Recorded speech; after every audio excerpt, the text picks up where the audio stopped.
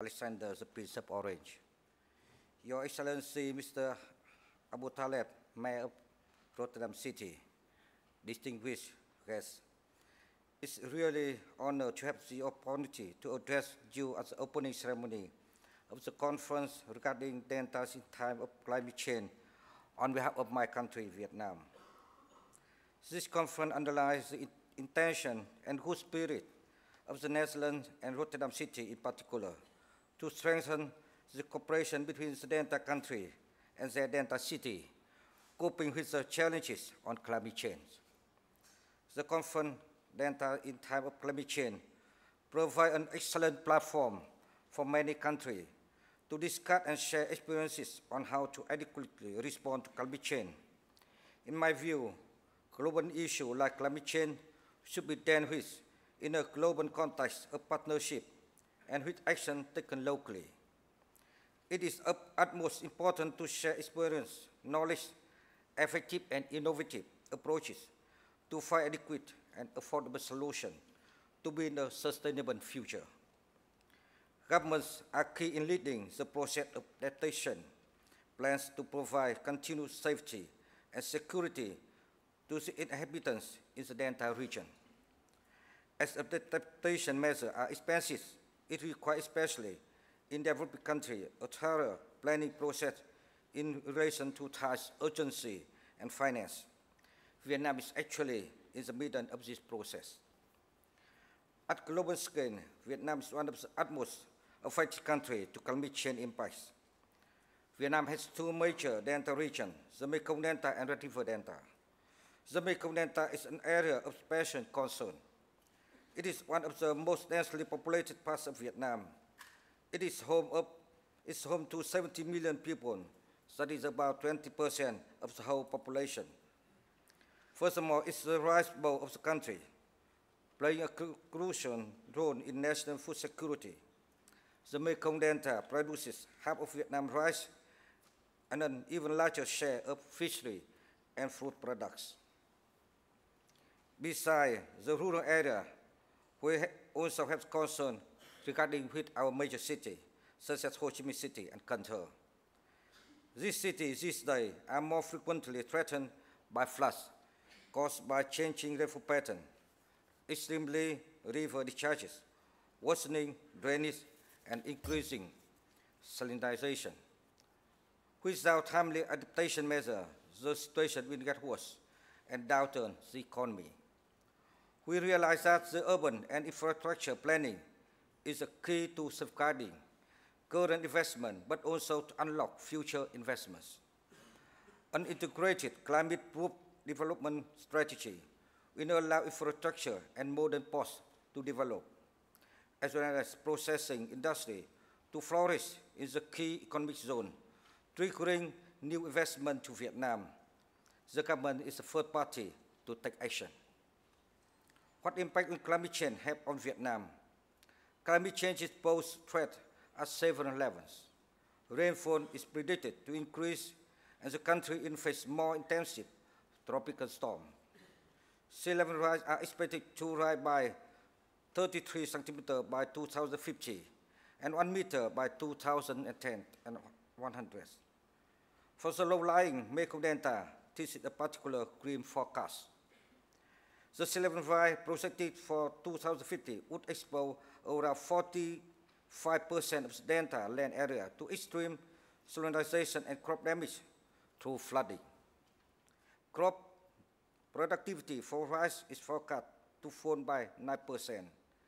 If sea level rise by 1 meter, much of the delta would be completely inundated for some periods of the year.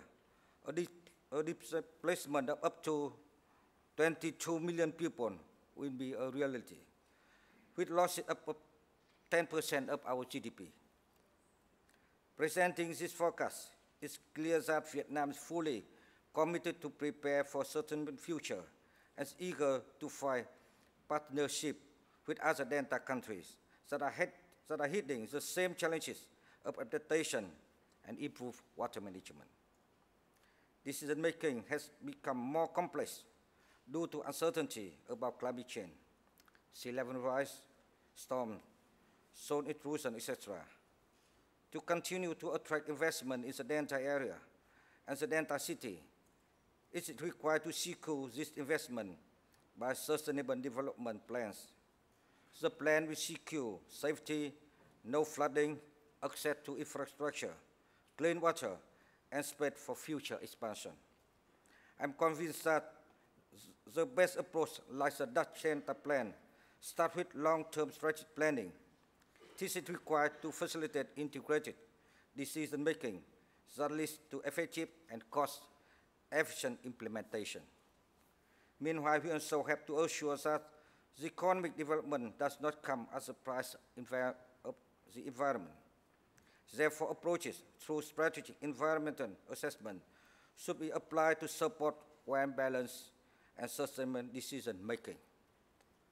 The government of Vietnam is very pleased to know that Vietnam is not alone in this decision-making process.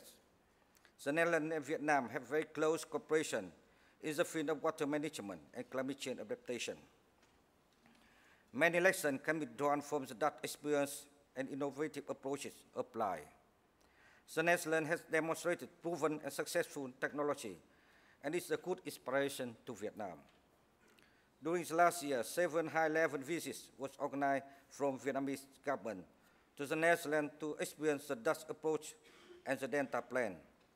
The visits have been very successful, and there is a mutual agreement on a close cooperation between both countries in the water sector and climate change response. A strategic long-term partnership arrangement will be signed next week by the Prime Minister of Vietnam and the Prime Minister from the Netherlands.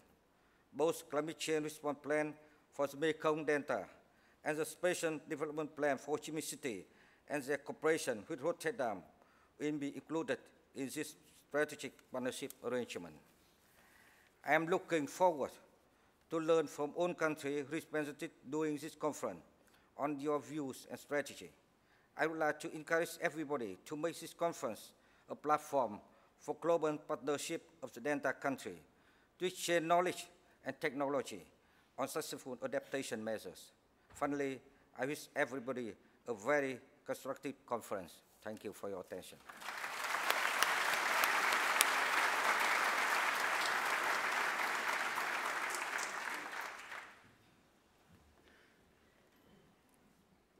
Can we thank Dr. Lai? I think that really brought home to us all just how huge the economic and social impacts can be of issues in deltas if they are not tackled promptly, and also the great benefit that collaboration internationally can bring.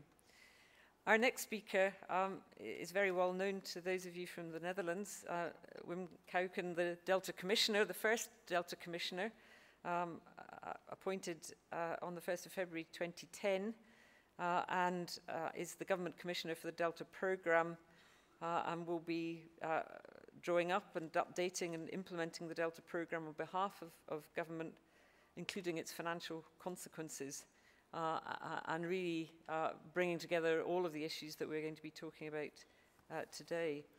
He'll speak about the Delta Programme in the Netherlands and the works for the future to secure it. Mr. Nguyen.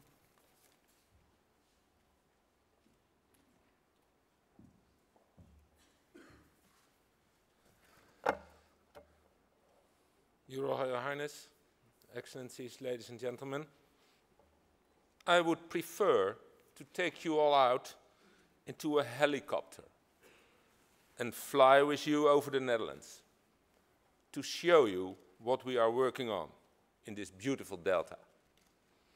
But, unfortunately, I have only got 10 minutes. So I have to go to Plan B, showing you a brand new short film as part of my introduction about the Delta Programme, our Delta Works of the future. But first, please allow me to introduce you to the Dutch Delta Programme.